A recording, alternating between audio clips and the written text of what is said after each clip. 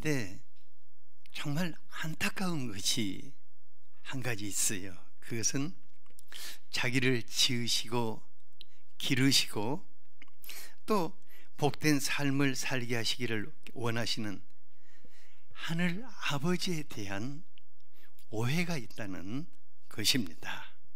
그러니까는 아버지께서 우리를 보실 때, 우리 기도 소리를 들으실 때, 우리의 원망을 들으실 때, 네가 정말 내 마음을 몰라도 너무 모르고 있구나, 이런 그 탄식이 있으실 것 같아요. 사실 뭐 오해는 자유입니다. 너 오해하지 마라 한다 해서 안 하는 사람도 없고, 오해는 자유인데, 다른 사람에게 하는 오해도 실은 자기 인생에 엄청난 마이너스를 가져오거든요. 근데 하나님께 대한 오해는 우리를 점점 하나님으로부터 멀리 떨어지게 하고, 우리의 삶을 메마르고 황폐하게 하고, 마침내는 파멸의 구덩이로 떨어지게 합니다. 그래서 오늘은 하나님께 대한 오해와 편견을 다 이렇게 내려놓고 다시 한번 우리 모두가 하늘아버지의 품으로 돌아갈 수 있게 되기를 바랍니다. 그래서 내일부터 있는 부흥회를 우리가 기쁨으로 참석하고 주님이 주시는 은혜를 풍성하게 누리게 되기를 축복합니다. 첫 번째로는 다시 돌아온 아들에 대해서 살펴보고 싶은데, 29절에 보니까 하늘아버지에게는 두 타입의 아들이 있어요.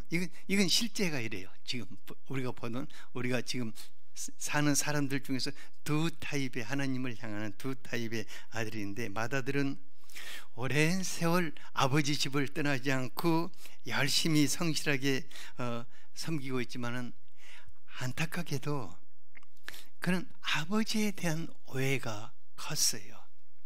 특히 그는 아버지가 일 잘하는 자기보다도 저 녀석 누구? 그 저 녀석을 더 사랑하고 저 녀석을 위해서 뭐든지 다 아낌없이 준다는, 그런 사랑받지 못한다는 그런 컴플렉스가 있어요.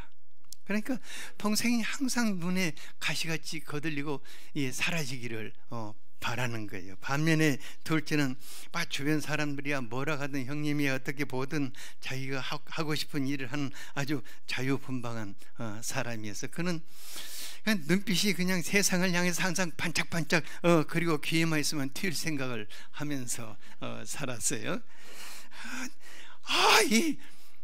이 좋은 날씨에 하나님하고 교회에 매여서 늦잠도 못 자고, 그냥 마음껏 친구들하고 이렇게 그냥 뭐 캠핑이나 또 뭐 자유여행도 못하고, 자기 야망을 전혀 펼치지 못하고 산다고 생각하고 있었어요.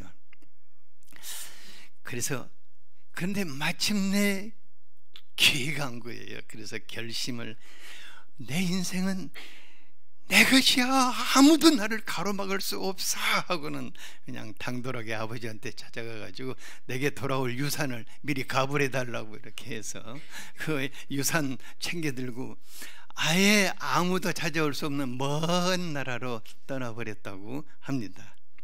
그런데요, 그가 한 가지 알지 못하는 것이 있었어요.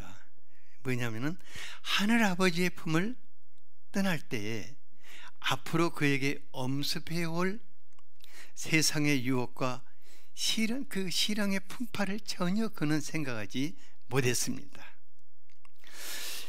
13절에 보니까 둘째 아들이 재물을 다 모아가지고 떠났는데, 천사의 얼굴을 한 마녀들이 그를 유혹하기 시작한 거예요.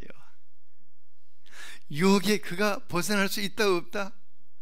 없었어요. 그래 뭐 허구한 날 그냥 당신 아니면 난 죽고 못 산다는 그 여자들의 그 유혹 속에 그냥 사로잡혀 가지고 하나님으로부터 받은 모든 고귀한 것을 다 탕진하며 점점 탕자가 되어 갔습니다. 그런데요, 작은 아들이 언제까지 이렇게 살 수 있었겠어요? 언제까지? 어떻게 그렇게 잘하세요? 돈 떨어질 때까지. 그러니까 아버지로부터 받아온 재물이 떨어지자 그 탕자에서 꿀을 빨아먹던 부얼나비들이 하나씩 굿바이 하고 다 떠나가 버렸어요. 그런데 문제는 그 유혹자들이 다 떠나가자 다음에는 시련이라는 악마가 입을 쫙 벌리고 그를 삼키고자 엄습해 왔습니다. 돈이 떨어지니까 붙어 다니던 사람들도 떠나고, 사람들이 떠나니까 우울증은 찾아오고, 그리고 그냥 몸과 마음은 이제 참 무너지기 시작하고, 거기다가 막 큰 흉년이 그 나라를 덮침으로 극한 경제 위기에 빠져들었어요. 어쩔 수 없이 이제 일을 해야 하는데, 일을 해본 적이 없는 이 녀석이 어디를 가서 일자리를 찾는데 사람들이 얼굴만 딱 보고 뭐 했겠어요? 안 되겠는데요.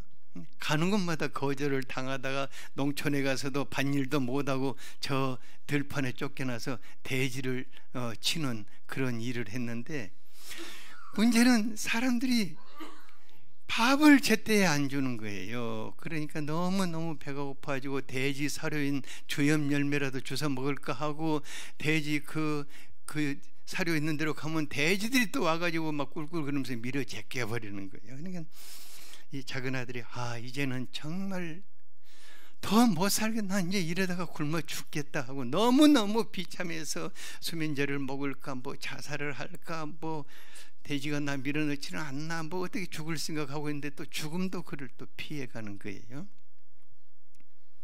17절에 보니까 그가 비로소 한 가지 깨닫게 됐어요. 내 아버지 집에는 양식이 풍족한 분구들이 얼마나 많은가, 근데 나는 여기서 줄여 죽는구나. 이것이 하나님의 품을 떠난 사람들, 죽지 못해서 살고 있는 그런 현실의 모습이 아닌가 싶습니다. 그러니까요, 하늘아버지의 사랑과 보호 가운데 살 때는 전혀 보이지 않던 그 하나님의 사랑의 손길, 누리게 되는 영혼의 안식과 자유, 많은 사람들과 더불어 즐겁게 사는 삶의 그 평안함, 이런 것들을 전혀 보이지 않았는데 이제 보이기 시작하는 거예요. 이제 그냥 그때가 좋았다 하고. 그런데 그래도 작은 아들에게 큰 희망이 있었던 것이 바로 그때 한 가지 결심을 하게 됐어요. 내가 자살을 하느니 죽을 힘이 있다면은, 죽을 자신이 있다면 아버지께로 돌아가자, 아버지께로 돌아가야겠다 하고 그는 벌떡 자리에서 일어나서 하늘 아버지를 향해서 발걸음을 옮겼습니다. 자신의 비참한 현실의 자리에서 아버지께로 돌아가고자 교회를 향해 발걸음을 옮기는 것이 인생에서 가장 위대한 방향 전환일 것입니다. 우리 시대 정말 살기 힘듭니다.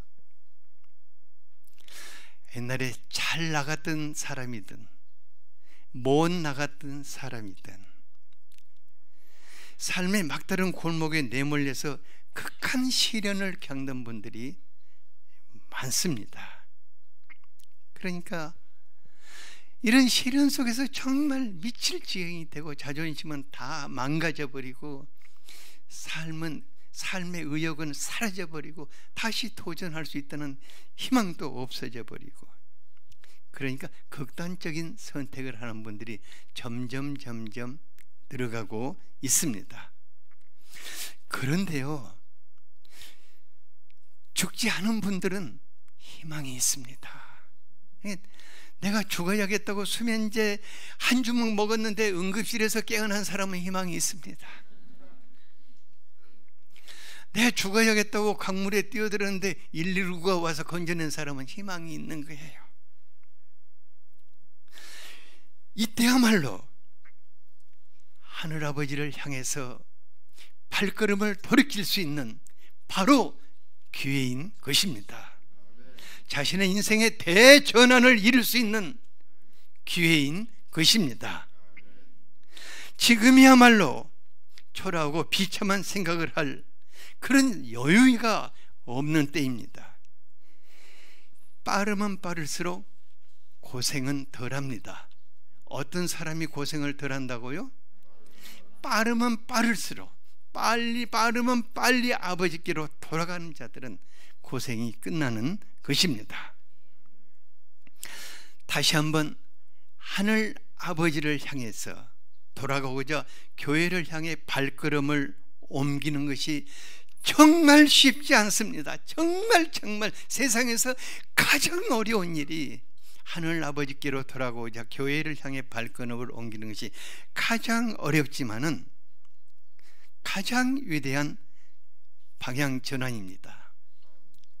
제가 거의 매주 사모님과 최 전도사님으로부터 한가족반 소식을 들어요. 다른 분들 소식은 별로 안 듣는데 그분들의 소식을 들으면서 저희들에게 저한테 그분들의 소식을 다 낱낱이 이 얘기를 해줘요. 그럼 남김모 씨는 어떤 분이시고, 우성자 씨는 어떤 분이시고, 김태희님은 어떤 분이시고, 박경수님은 또 어떠시고, 박경수님은 요즘 얼굴에 웃음이 가득 있다. 망상현 씨, 또 차은희 씨, 김현주 씨, 박금래 씨, 김춘남 씨, 이런 한 분 한 분 이렇게 다 이렇게 얘기를 해줘서 저는 아주 너무너무 기쁘고, 이분들이 정말 위대한 결단을 하셨다. 정말로 위대한 결단을 했다는 이러한 생각으로, 마음으로 박수를 정말 많이 쳐드리고 있어요. 방금 제가 이렇게 이름을 이렇게 잠깐 손 한번 들어보세요. 그분들 정말 위대한 결단을 한 분들인데, 여러분들 이건 하늘에서는 박수가 아니라 잔치를 벌이려고 준비하고 있거든요. 그러면은 이렇게 위대한 결단을 하고 아버지께 돌아온 그 아들을 어떻게 맞이했습니까? 20절을 같이 한번 읽어보죠. 시작. 이에 일어나서 아버지께로 돌아가니라. 아직도 거리가 먼데 아버지가 그를 보고 측은히 여겨 달려가 목을 안고 입을 맞추니. 아버지가요, 작은 아들이 집을 나간 후에 단 한 번도 대문을 잠가본 일이 없을 것입니다. 항상 문을 삐끗하게 열어놓고, 아버지가 아침에 잠이 안 오면 또 나와서 삐끗하게 내다보고, 잠들기 전에 또 나와서 또 내다보고, 혹 작은 아들이 오는가. 그런데요, 아주 멀리서 까마득하게 한 거린이 자기 집을 향해서 비틀거리며 오는 거예요. 그런데 아버지가 직감적으로 그를 알아봤어요. 그리고 아들아, 내 아들아 하고 달려갔어요. 그 아들을 끌어안았어요. 입을 맞추고 한없이 아들을 끌어안고 울었어요. 아들이 뭔가 말을 해야 할 것 같은데 아들도 할 말이 없어서 그냥, 아버지, 저는 죽을 죄를 지었습니다. 이제 저는 아들이라고 부를 수 없습니다. 하지만 하늘아버지는 그에게 한마디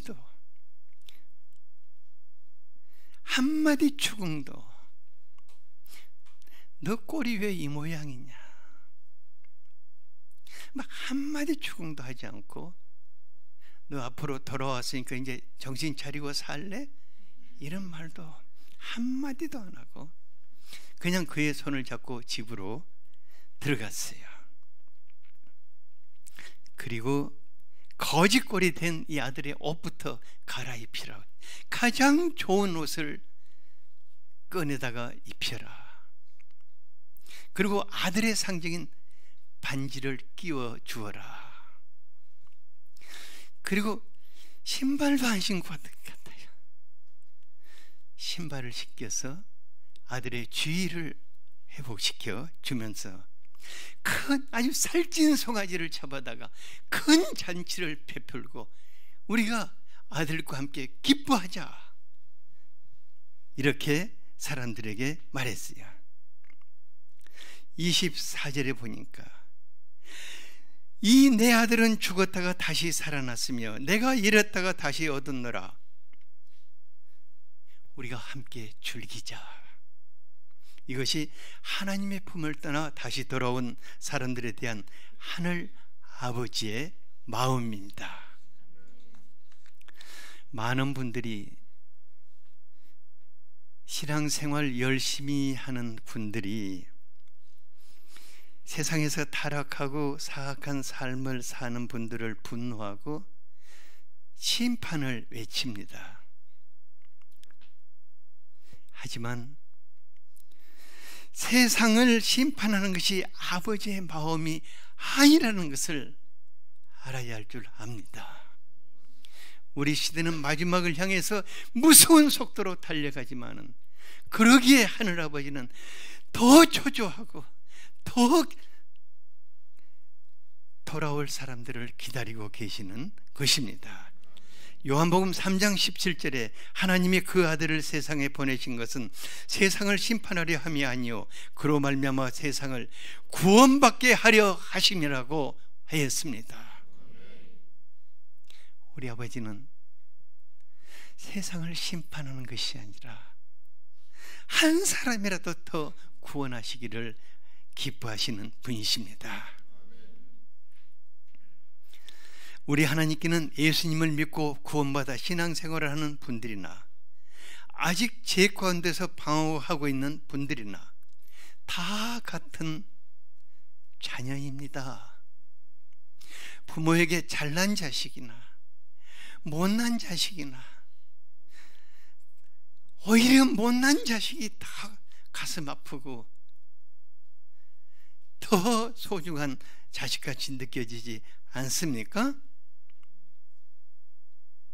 하늘아버지는 탕자가 돌아왔을 때 다만 그가 죽지 않고 돌아왔다는 그 한 가지, 그러니까 죽지 않고 돌아왔다는 그 한 가지를 기뻐하고 그들을 영접하고 그 주의를 회복시켜 주었습니다. 실은요, 제가 이 말씀 제목을 죽지만 말고 제발 돌아와다오 이렇게 잡았어요. 언제까지 그렇게 잡았냐면 어제 아침까지 그렇게 잡았어요. 근데 아무리 생각해도 제가 그런 제목을 잡아본 일이 없거든요. 항상 제가 밝고 희망찬 제목을 잡았는데 그래도 죽지만 말고 돌아와야 할 건데, 그러다 그냥 하늘아버지의 마음이라고 그냥 고쳤어요. 하늘아버지의 마음은 지금 이 시간에도 파멸을 향해 가는 그 잃어버린 아들, 딸들, 제발 죽지만 말고 돌아와다오.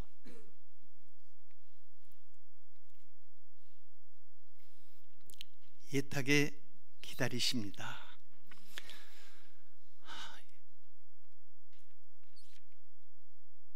제가 우리 아버지의 마음을 제대로 전할 수가 없는 것 같아요. 이사야서 55장 7절을 같이 한번 읽어보죠. 시작. 악인은 그의 길을, 불의한 자는 그의 생각을 버리고 여호와께로 돌아오라. 그리하면 그가 긍휼히 여기시리라. 우리 하나님께로 돌아오라. 그가 너그럽게 용서하시리라. 이게 악인의 길을 가는 자들, 불의한 자들을 향하는 아버지의 마음인 줄 압니다. 두 번째로는 집에 있는 아들을 향하는 아버지의 마음인데, 맏아들은 둘째와는 달리 아버지 곁을 떠나지 않고 묵묵히 아버지를 도와서 오늘도 밭일을 마치고 집에 돌아왔어요. 그 돌아오는 길인데 집안이 그냥 풍악 소리가 들리고 막 잔치 소리가 막 시끄럽게 떠드는 소리가 들리고 막 사람들이 막 복작복작 하는 거예요. 아버지가 자기에게 한마디 말도 없이 잔치를 베풀 리는 없을 건데 하고 의아해하고 있는데 집안을 둘러보고 온 종이 뭐라고 했냐면은 당신의 동생이 돌아왔으며 당신의 아버지가 건강한 그를 다시 맞이하게 됨으로 인해서 살찐 종아리를 잡고 잔치를 하고 있네요. 마다들이 화가 치밀었어요. 얼굴이 험하게졌어요. 맞아, 내가 생각한 대로 아버지가 나를 사랑한 것이 아니라 그 자식만을 사랑한 거야. 왜 이렇게 분노하게 되었다고 그랬습니까? 29, 30절을 보니까 내가 여러 해 아버지를 섬겨 명을 어김없이 없었거늘 내게는 염소 새끼라도 주어가지고 나와 내 벗들로 줄기게 하신 일이 없더니 아버지의 살림을 장녀들과 함께 삼켜버린 이 아들이 돌아오며 이를 위해서 살찐 송아지를 잡았나이다. 그러니까요, 마다들의 마음속에는 그 녀석이 죽어버리든지 돼지가 밟아버리든지 뭐 좀 안 나타났어야 하는데 이게 나타난 게 문제인 거예요. 이게 나타나고 이게 이제 완전히 지금 집안이 자기 생각으로는 뒤집혔다고 생각하는 거예요.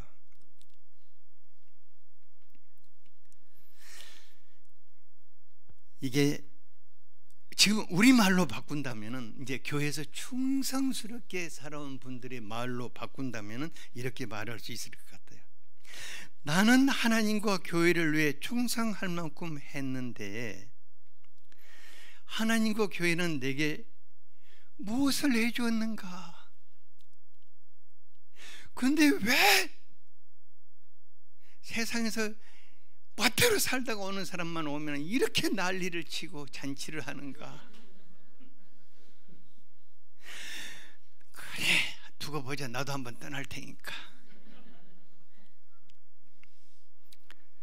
그런데 하나님은 뭐라고 말씀하셨습니까? 31절을 같이 한번 읽어보죠. 예, 시작.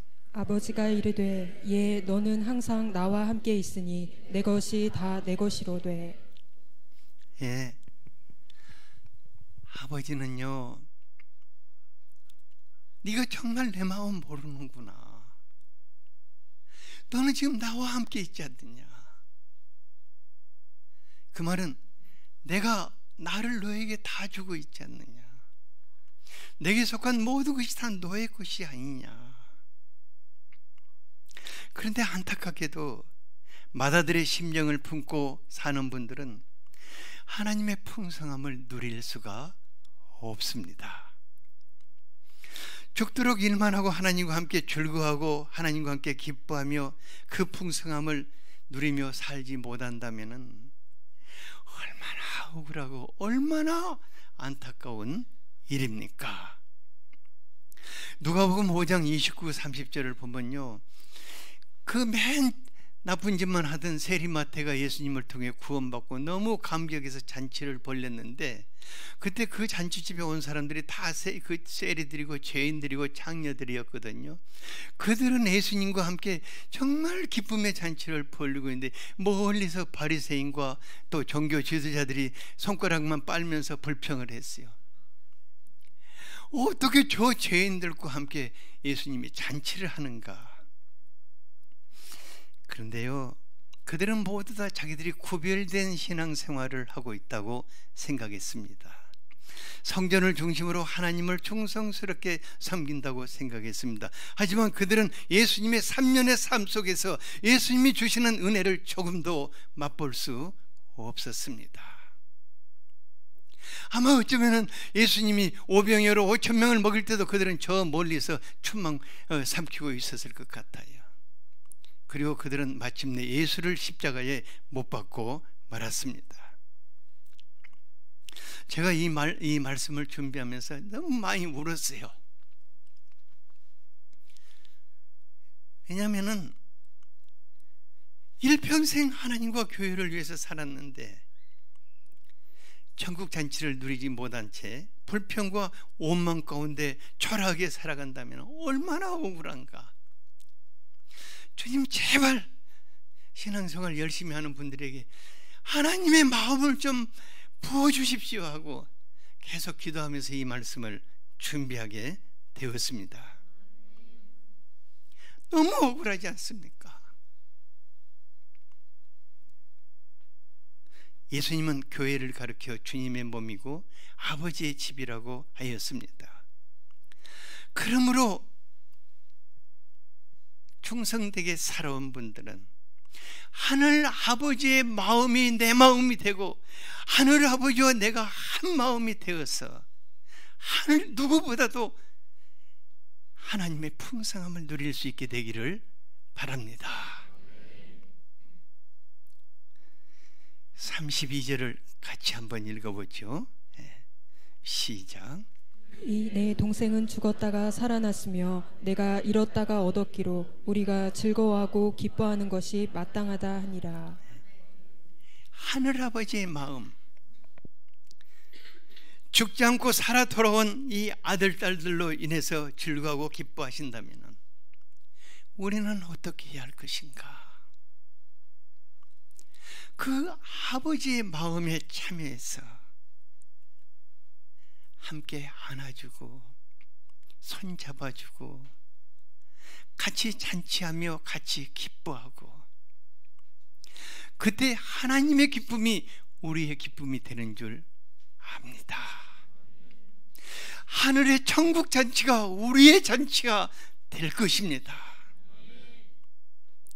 그리고 아버지와 함께 기뻐하는 성도들을 하나님이 얼마나 기뻐하시고 축복하시겠습니까?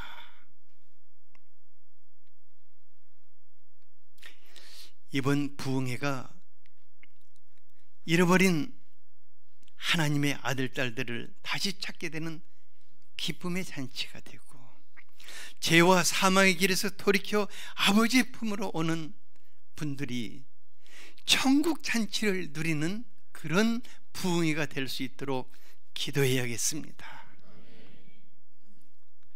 우리 모두가 손에 손을 잡고 아버지의 마음으로 아버지 집을 향해서 오는 분들을 달려 나아가서 안아주고 맞이하고 환영할 수 있게 되어야겠습니다. 교회도 좀 깨끗하게 정돈하고 환영받는다는 느낌을 가질 수 있도록 꽃도 좀 더 단장하고, 그러면서 우리가 부흥회를 준비할 수 있게 되기를 바랍니다. 우리 하나님께서 여러분들에게 말할 수 없는 하늘의 기쁨을 주실 것입니다. 그리고 오시는 그 이덕진 목사님을 위해서도 기도해 주시기 바랍니다. 그 양반 와서 뭔 말 하나 보자 이렇게 하지 말고, 주여, 그분이 뭔 생각을 했든 하나님의 마음을 부어주소서, 성령으로 충만케 하소서, 우리가 기도할 수 있게 되기를 바랍니다. 그리고 일평생 저와 여러분이 또 새 가족이 된 분들이 하늘의 축복을 누리며 살게 되기를 바랍니다. 우리 다 같이 주여 한번 하고 같이 기도하겠습니다. 주여!